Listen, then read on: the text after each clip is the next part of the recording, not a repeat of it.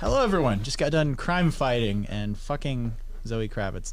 Hello, welcome to No Expectations Podcast. I'm Ben. I'm James. And I'm Max. I'm the man behind the trailer right now. And today we are talking about 2022's The Batman. This is directed by Matt Reeves and written by Matt Reeves and Peter Craig. Who's it starring, Ben? This is starring some guy you might know, pretty popular actor, Robert Pattinson, Zoe Kravitz, Colin Farrell, Paul Dano, and that dude from Westworld and Boardwalk Empire as Commissioner Gordon. Max, you want to tell us what the film's about? I haven't seen the movie. All right, so basically we already did our little predictions video on The Batman, and this is kind of the follow-up, seeing what we got correct, seeing what was incorrect, and talking a little bit about what made the film great or not so great. But in my opinion, this was a great film. James, how did you feel about this film? I absolutely love this film. I think it's really up there with one of the best or better Batman movies that we've gotten. I think so too. I think so too. This one did not disappoint. Like I was telling a few people before, right after I saw the movie, was like, this one exceeded my expectations. I did not go in with no expectations. I went in with very high expectations, and it exceeded those expectations. Yeah, it's kind of hard not to go with it. Zero expectations with the Batman film for When us. you're on sequel like number 6. Oh, of live-action Batman movies, including the 1966 Batman with Adam West. This would be 1, and then Michael Keaton, Val Kilmer, George Clooney, 3 Bales, Ben Affleck in Batman vs Superman, Ben Affleck in Justice League, and then the Batman. So we're on Batman 11, technically, as far as live action. So I was very impressed, man. Like, Robert Pattinson crushed it. I love this. This is one I'll go back to and see again on the big screen. Like, it was really fantastic, and it brought something new, kind of like what Joaquin's Joker did for that character is kind of what Robert Pattinson did for this character. Like, he reinvented him. Yeah, absolutely. Dude, Robert Pattinson in this film was just fantastic. He was badass, yeah. I didn't doubt him that he wasn't going to be a bad Batman. No, I love Robert Pattinson. He was great. People shit on him for the Twilight films, of course. They're crazy. I mentioned that before. It's because they haven't seen anything else he's been in. Well, yeah, and what was it? Good Times is a really good film. Where we spoke of before. Yeah. He's a great actor. And He's great. I think people should give him a shot, especially in this film. Yeah, definitely. And I'm really stoked because he signed on for 2 more Batman movies after this. So that was one thing I wanted to talk about a little bit, like while we got some time to kind of dissect this, because you guys already heard a little bit of our thoughts about Batman as a whole before this, but like, you know, as like a character and as a series and everything. But like this movie in particular and this franchise that we're getting, who are some other villains you'd like to see come to the table? I know for a fact we both agreed Mad Hatter. Mr. Freeze. I would love to see a good Mr. Freeze. I had, the actor who I would love to be, Mark Strong. Be a great Mr. Freeze. That would be cool. Yeah, let me adjust this a little bit. Yeah, but I would love to see that. Who else would be cool? Honestly, a good Two-Face. A really good Two-Face. I feel like Two-Face has never been done properly. Don't get me wrong. I love me some Tommy Lee Jones. Aaron Eckhart did a fine job. But in both those movies, they were always overshadowed by much superior villains. You had Jim Carrey in Batman Forever, and then you had, obviously Heath Ledger in The Dark Knight. So it's like you're contending with these huge characters and these amazing big actors, and then Two-Face is always relegated to someone on the side that you don't really give a shit about. You know what I mean? Like he's there, he's fun, but he's never the focal point. But it would be cool to see Two-Face really be someone that's like, oh wow. I feel like I believe the second film is gonna be Two-Face. That would be really cool. Yeah, you know who I'd like to see who would be really difficult to pull off without a bunch of CGI, but would still be really cool? Man-Bat. I would love to see Man-Bat. Because it would be scary. Man-Bat. What is Man-Bat? He was from the cartoon series. I'm sure he had some appearances in the comics too. I'm not really sure. But from the animated series in the 90s, he was just like... he was like almost like a wolf man, but he would turn into a bat. Oh, he's kind of like the Spider-Man of the Batman series, where he like got bit by a bat. Kind of like a human who would like morph into this like bat creature under certain circumstances. I don't know what caused it. I don't know if it was. I don't remember his origin. But scary. He would be sick. He would be really cool. That sounds terrifying. Also, remember Clayface? Clayface would have been good. Clayface would be cool, but also CGI. You'd have to go like as heavy as Sandman was in Spidey, you know what I mean? He would be like literally all CGI, but if done properly, we have the technology. We have the technology, definitely.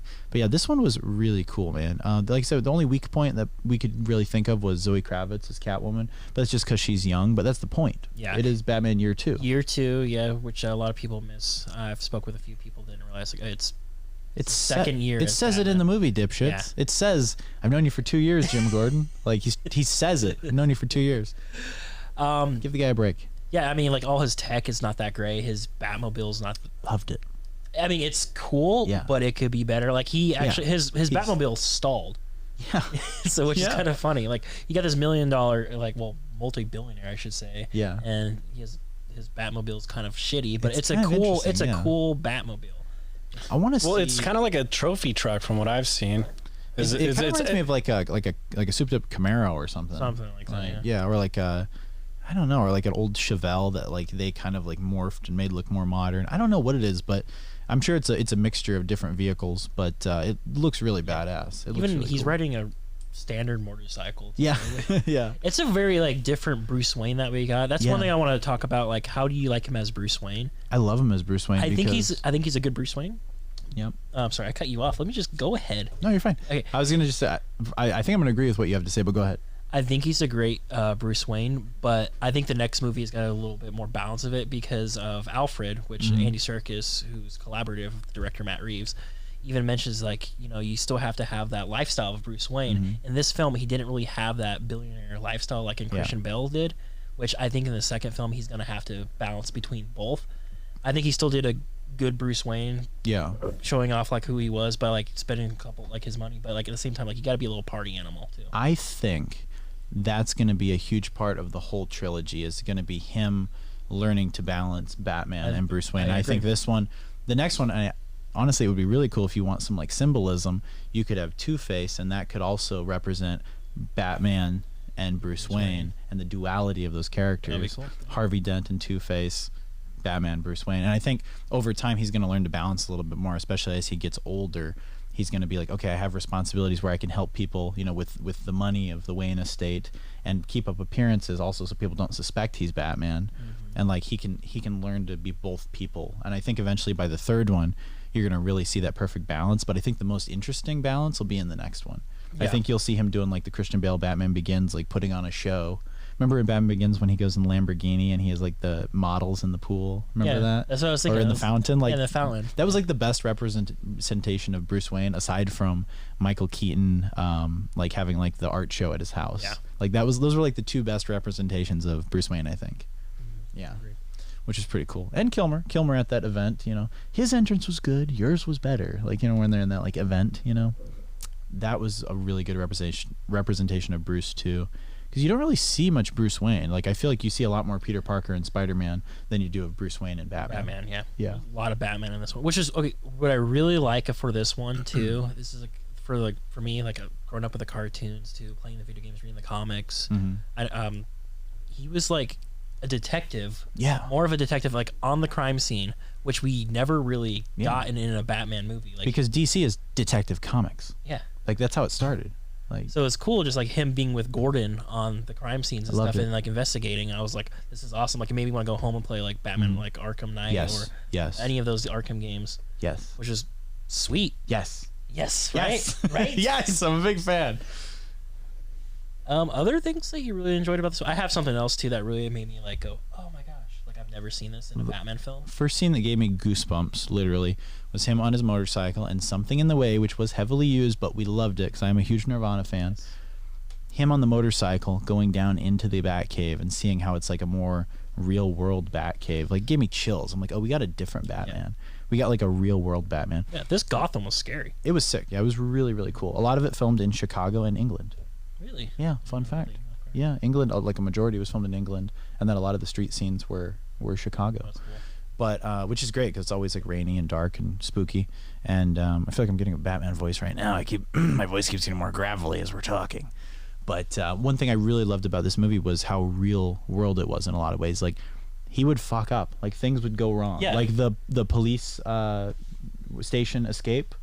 Like that scene with like the wingsuit, like holy crap, that was like he fucked up. That was one of the coolest things I've seen in a Batman movie where I'm like, oh, he's not perfect yet. He's still learning. He's working the kinks out. That's what I really enjoyed with this film too. I was like, yeah, second year, he's still trying to get it. He doesn't understand. I also want to point out how freaking badass these are. Thank you, James, for picking this up.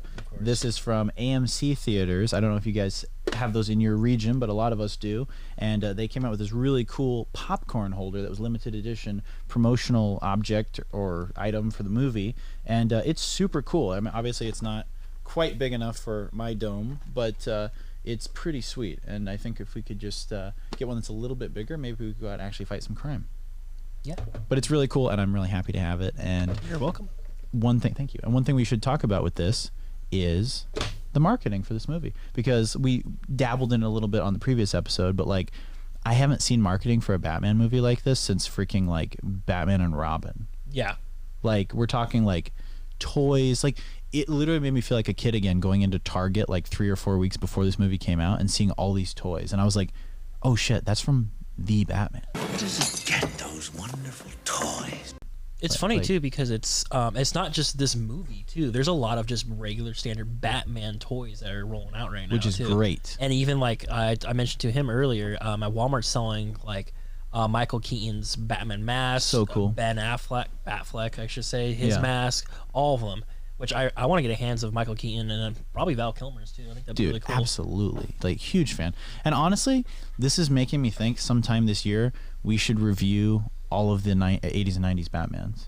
Like I would love to go through. Like I would love to do literally all of, even Batman and Robin. Like I would love to do. I love them all. I do. Batman 89. Batman Returns, Batman Forever, and then Batman and Robin just for fun. Yeah. Like, you know. Yeah, I mean, you said 80s and 90s one, so yeah, let's stick with that, and then let's not go on the Batfleck ones. You know, I would still love and enjoy to watch Christian Bale's, of course. I'm a huge fan of those. Like he's forever one of my favorite Batman. Like, or Batman, I should say. Like Christian Bale did such a good job. Like I think he really set the bar. Like he did such a great job. But what's going on with the Joker here? Now, do you think in this one, here's the one everyone likes to talk about because Joker's the fan favorite. I don't think they're even going to bother bringing Joaquin into this world. No, I don't think so. I mean, at the end of the spoilers, should we say spoilers? Of course. At this point, heavy spoiler alert. I've already been spoiled. Sorry, Max. At the end of the film, we get to have the Riddler speaking to the Joker. I believe the guy. I forget the actor's name. He's from the Internals, but I think I'm not happy with it. I think his laugh was terrible. Yeah, I was hoping. Sorry, go ahead. We might be on the same page with this. I'm hoping he's the disciple of the Joker. I'm hoping he's the real Riddler, and Paul Dano was a disciple of him. But hey, we're getting out there, man. But he has the whole, like, it shows his face and everything. It's all scarred up like the Joker. I don't like a young Joker. This actor is young. I don't like. I want a middle-aged, older Joker. I don't like Joaquin being such a great Joker, and then him being like not acknowledged in this universe. I'm kind of like, do we need another Joker? Like we've seen Joker done so many times. Kind of like, let's give someone else a chance to shine, like Mad Hatter, or like maybe someone who's like.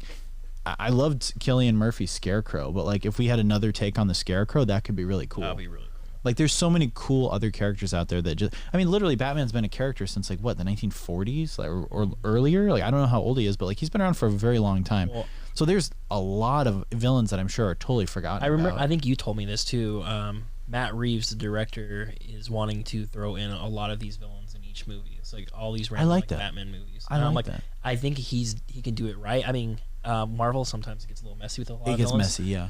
But with this, I think it was right. He had what? I guess you can consider Catwoman eventually becomes a bad. Yeah, she's kind of like she's like an anti-hero. Yeah, that's the word. Kind of like you the Punisher. Have the Penguin, which we'll talk about the Penguin as well. Riddler was like the main big villain. Yeah, Penguin almost seems like he could kind of be like good at times. Yeah. Did you feel that? Yeah. And that's kind of. Batman has this a lot with people like Harvey Dent, where it's like they're good and bad. It's like, you know, he knows Bruce Wayne so well, but then he's also Two-Face. Yeah. And it's like, it's interesting how that happens. It's almost like a relationship of kind of like Otto Octavius and Dr. Connors, who's the Lizard, with Peter and Spider-Man. Kind of like that relationship, you know? Yeah, I think this is like, I'm glad we got Matt Reeves on. I'm so glad. As a director, I was really nervous, man, because like the Planet of the Apes movies, like I need to go back and revisit them. But my first opinion of them, like too much CGI, and it just turned me off. I was like, I didn't dig it, you know. Well, he didn't do the first Planet of the Apes, and then he did the last two, which were better films. Yeah. Okay. So I never gave him a chance. Yeah. So going into this, I was like, oh, it's going to be a CGI shit fest. I was like, I'm not going to like it. A lot of it was practical. Which I loved. So I think he is... This gave me so much faith in him doing more movies. Like, it really turned me into a Matt Reeves fan. Like, I saw this and I'm like, this movie is like the real deal. This is one of the coolest representations of Batman we've had ever. Like, he's like, in my opinion, like, he's so badass. Yeah. So would you like? How would you rate this for like not stars right now? Like up to Batman's. Like, is this one of your favorites? Like, where would you put this on level? This one for me. I think we're on the same page. This one for me might be top 3. Like, it's like up there. It's definitely top 5. Yeah. I'm gonna say this one hits almost as hard as The Dark Knight. I think it's on par with Batman Begins. I think this one and Batman Begins I like equally. I do too. And I think, and I would say it's, you know, it's hard to compare them to the older ones because they had more camp. Yeah. So it's like it's hard to compare Batman 89 and Batman Forever, which I love. I think they are some of the best Batman movies ever, but they're different. Like, the vibe is very different. This is more darker, and the only thing you kind of fairly compare it to would be like the Christian Bale Batmans. But I would say, like, gun to my head, like, rewatch value, I almost want to say, like, like, off top, it's tough. I want to say Batman Forever, Batman Begins, Batman 89, and this. Really? Like, that's kind of what I want to say. Yeah, and Dark Knight's probably number 5. Like, Dark Knight, I almost feel like I know it's the best, but I, for some reason, don't watch it as much. Yeah. Like, I think we can all admit that's probably the best Batman movie. It's the best because Heath Ledger. The performance of Heath Ledger. Yeah, but like, I haven't watched it in years. Like, I haven't watched it in probably 6-7 years. You know, when I have to choose a Batman movie, a Christian Bale movie, Batman, I usually go back to Batman Begins. Yeah, I love the way it was told. I think it might have been the best. Like, it might be my favorite, even though I know The Dark Knight's the best Batman movie. Like, I admit it's the best Batman movie, but like, I almost would prefer going back and rewatching Begins more. Yeah. Sometimes. And almost saving Dark Knight as a treat. Does that make sense? It makes perfect sense. Like, this one is like way up there too, and I'm gonna watch this again, hopefully in theaters, and then also on HBO. I think it's coming like April 17th. Yeah. But I'm probably gonna watch this film a lot. I'm gonna watch 3 hours long. Yeah.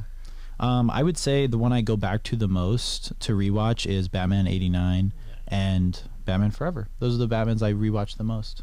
Yep. Definitely. But I would say this is one I'm going to watch the heck out of. This is going to be I almost want to say this will be an annual watch for me forever. I would have to agree. It's up there. It's really good. It could be a good Halloween movie. I was just going to say that. It is. Yeah, they did bring the concept from the long Halloween comic. So it has like I can't even think of the word right now, but it's has, I guess it was inspired. It was inspired by that comic book, which is badass. Yeah, they did such a good job on this. Very minimal criticism. Like, this, if we want to throw out the star ratings real quick, this is a 4.5 out of 5 from me, and I think the more I watch it, this could be a solid 5 out of 5. I agree. So my experience was a 4, but I know it's a 4.5. Yeah. My experience was shit. I had kids right behind me, above me. So sorry. And okay, it's 7:00 at night, and it's a 3-hour long movie. You bring like a 4-year-old. You're an idiot. Dumb as fuck. You're an idiot. Don't do that. I was annoyed. I don't care if you don't have a babysitter. Stay home. Wait for it on HBO. We had like the workers go up there and tell them to shut up. Yeah, like literally, you're gonna be like, no one's there to watch them. Oh, okay, then don't ruin everyone else's life. Yeah, above me eating fucking popcorn, leaning over. It was annoying as fuck. It's not the kid's fault. It's the parents being idiots. Alfred's in the hospital telling some deep scene going on right now, deep personal shit, and then that just got ruined for me. I had to shit really bad when he was about to go into the Penguins hideout, so I missed that whole fight sequence because I was like I have to have diarrhea. I got diarrhea, so I ran out and I shit as quickly as I can. It was 4 minutes. I was probably gone, and then I came back and I was like, I know I missed something. My dad was like, pretty good fight scene, and I was like, shit, and I was like, oh well, have to go back and watch it again. So I'm actually excited because there was I would say 5 minutes that I missed of him going into the Penguins hideout. There was a little bit I missed because of the distractions, but what I've caught I really enjoyed. Yeah. One of my favorite scenes, I would actually say it is my favorite scene, is near the end where he actually rescues everyone. Yeah. I've never seen that in a Batman film. He's always after the villain, but he actually was the hero. Yeah. And he jumps down and just guides everyone out with the torch and everything. It was the most realistic act of heroism you could have in the real world. Yeah. It was almost him being akin to a first responder. and where you're like, oh wow, he's like literally like in the trenches helping people. Yeah, I got chills. Yeah, like when I was watching that scene, I thought it was a beautiful. very Take the words out of my mouth. I'm sorry. It was beautiful. It was gorgeous. Yeah, and people, if you think it's a really serious Batman film, it is, but there is some humor in there. I think it's just the way Batman acts, like Robert Pattinson acts in the film, like when he flips the Penguin's car. There's humor. And he just goes down and just like, the car, just goes down and just peeks his little head right there and just stares at him. I think that was a funny scene. Can I see it real quick? Oh, yeah. Oh, Battinson. All right. Yeah. Oh, sorry. But they molded his buttery. really good. It was really good. Buttery and warm and accommodating. But that is my favorite scene. Do you have a favorite scene in there? Ooh, favorite scene. Shit. I think the police station breakout was pretty badass. That was really cool.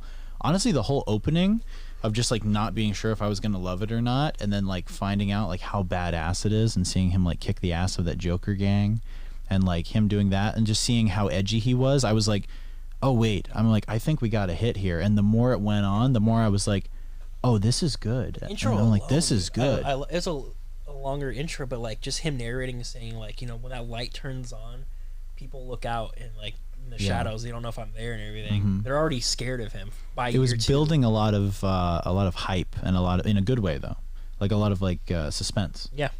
So I like the whole aspect of fearing the Batman. Just goes back to like how it just reminds me of my childhood of just like the cartoons and just the comics, man. Yeah. They did a really good job. They did a great job. Like, it's up there. It's one of my favorite Batman films. It's not my favorite, but it's pretty up there. Yeah, it's up there. It's like I said, it's akin to Batman Begins and Batman 89, like in quality. Like it's like really good. Yeah. I think we can agree as a whole, like society says it's The Dark Knight and Batman 89 is the best two, right? And I think that's fair. That's fair to say. Fair, yeah. But as far as like our favorites, I would say Batman 89, Batman Forever, Batman Begins, Dark Knight, all kind of on equal foot, which is crazy to say, but then you throw into the childhood nostalgia with the early Batman movies, where it's like, okay, you gotta have that love of nostalgia, definitely. Yeah, I thought this was gonna be, I could went in there with expectations like, 3 hours is gonna be long, it's gonna be a little slow. It did not feel like a 3 hour. I wanted movie. more. I did. I wanted more. If it would have gone for another half hour, I would have not complained at all. They are making like 3 spin-offs, I believe, too, for this, which I'm a little nervous about. But if Matt Reeves is involved, I'm stoked. They're gonna do a Arkham TV show. That'll be sick on HBO. That could be really good. And this was the first time we got to see. We have seen Inside Arkham Asylum before, because the Riddler at the very end of Batman Forever. Shout out to Joel Schumacher. Fun fact, going back to Scarecrow, there was almost a point where Nicolas Cage was almost cast as the Scarecrow in what was to be Batman and Robin. Oh, I love that actor. Yeah. I love that actor. He's a good man, yeah. He would have been a good Scarecrow. He's a good man, just like Vincent Paulovich. But he was going to be the iconic Scarecrow, and I think he would have been really cool. But he would have been busy. Insane, dude. He would have been busy because he was going to be Scarecrow, and then he was going to be Superman. And Superman Lives. Love Nick Cage. Shout out to Nick Cage. But great actor. Excited for his new movie. Thank you. Yeah, I'm stoked. Wait, what's his new movie? What's it called again? Like the unbearable talent of The Unbearable Talent of Nicolas Cage. Oh, it's like the autobiography. Yeah, I guess he was very against doing it. I saw something where like he didn't want to do it. He didn't, but then he was like, he kind of came around to the idea of being more self-deprecating. Yeah, it's just the fact, like, cause maybe it's just because like they're making fun of his craziness. Like, why? Maybe. I don't know. Here's $1 million, do it. I feel like that's the point of Nick Cage, though. We still need a cutout. If anyone would like to send us a cutout. Oh, by the way, I'd kind of like to talk a little bit directly to the audience. All 3 of you. What the fuck, guys? Are you liking the content? Please show us some support. Here's my thing.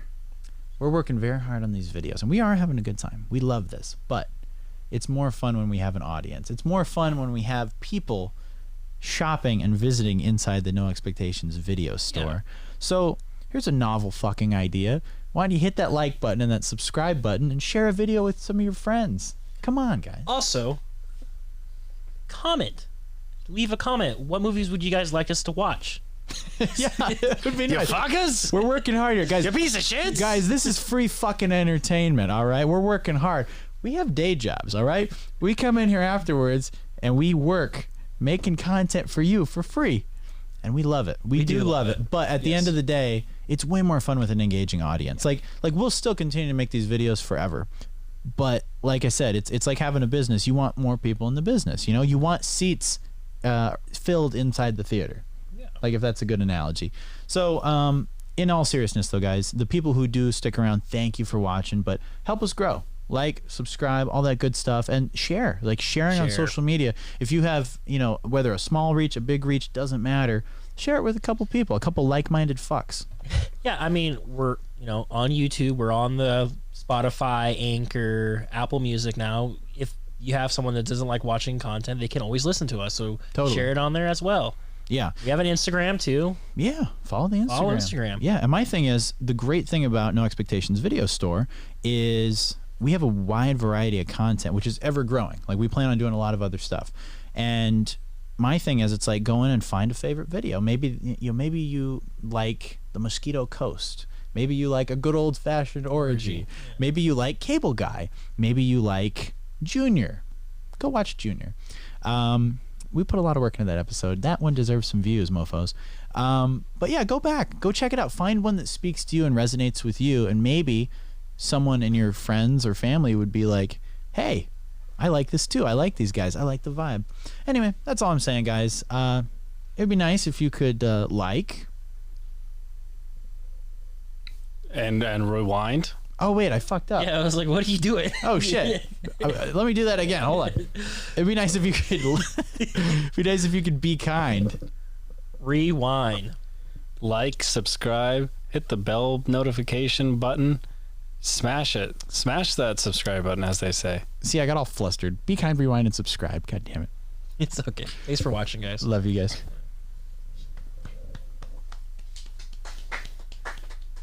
Wait, it's been a minute. Where'd Ben go?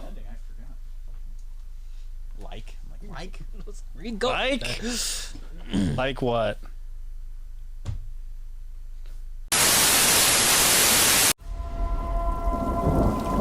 The hell are you supposed to be?